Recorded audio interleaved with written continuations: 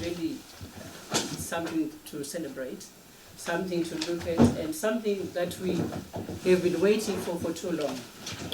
As the Coalition of Zimbabwe, we celebrate this judgment as a significant turning point for our country. It's powerful affirmation women's rights to bodily autonomy by declaring Section 2.1.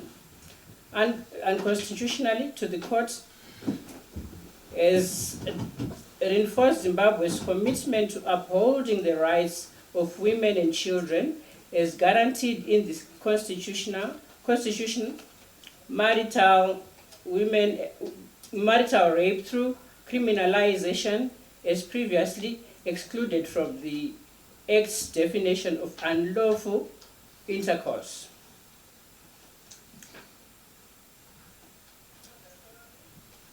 Further trauma is breached in Section 53 of the Constitution. We therefore celebrate this ruling as it acknowledges the women, regardless of their marital status, have a right to dignity, autonomy, access to health, and including self-abortion. We believe it is essential for women and girls to have access to safe and legal abortion services to protect their health, well-being, and autonomy. When we look at the statistics that are spoken about abortion, we realize that this is an issue that we cannot look at and keep it as under the carpet. We are looking at approximately 22 million unsafe abortions. We are also looking at 47 fatalities and millions of additional injuries to women as they go through the backstreet abortions. As the Women Coalition of Zimbabwe, we firmly believe that the court's decision is not just a legal outcome, but a call for action for the women's movement. We advocate for the following issues. Existing laws and policies should align with the court's ruling by creating clear pathways for victims of cases of abortion. The government, through the Ministries of Health and Child Care, should implement comprehensive sexual education and ensure that quality reproductive health care services are widely available, particularly in marginalized communities. The government needs to enhance the support provided to women and girls and include the provision of maternal health support. Ladies and gentlemen, I thank you for gathering here and taking this issue seriously. Thank you very much. Thank you. Mental effects that pregnancy has on a woman become so many that at the end she's not able to give birth safely.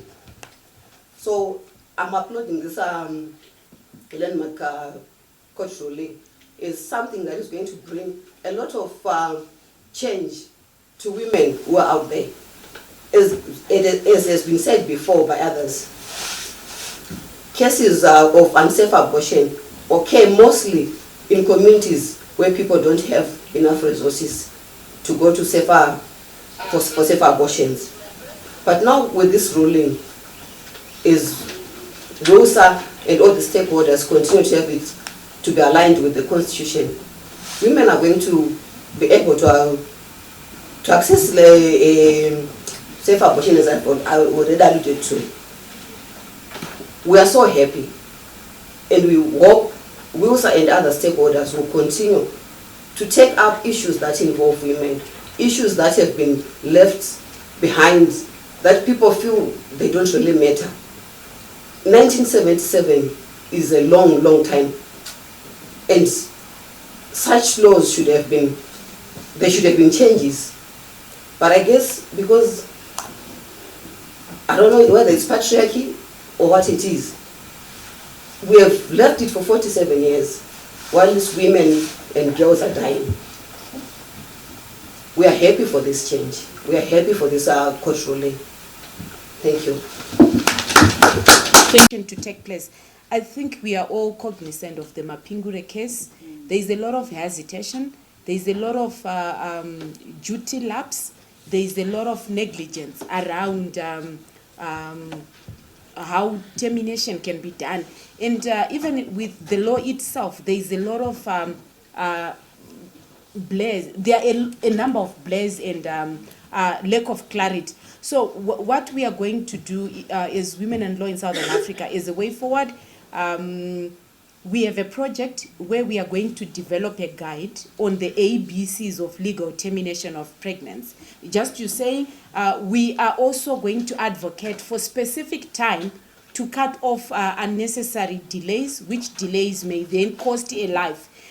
We are also going to give a very instructive note or guidelines on how one can approach the relevant authorities when they're seeking legal abortion, so that the undue delays are all curtailed.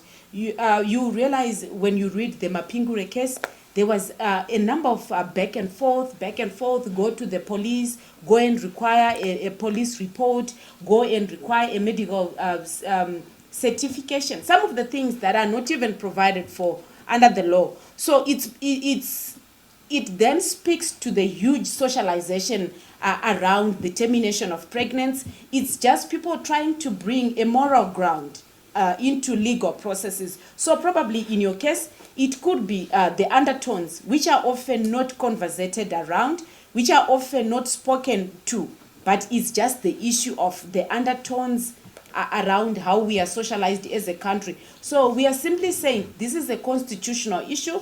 It has nothing to do with morals. It has nothing to do with judging one another. Neither does it have anything to do with the religious issues. If anything were to go by, a lot of people are getting sexually assaulted within the church spaces, which spaces ought to be very safe.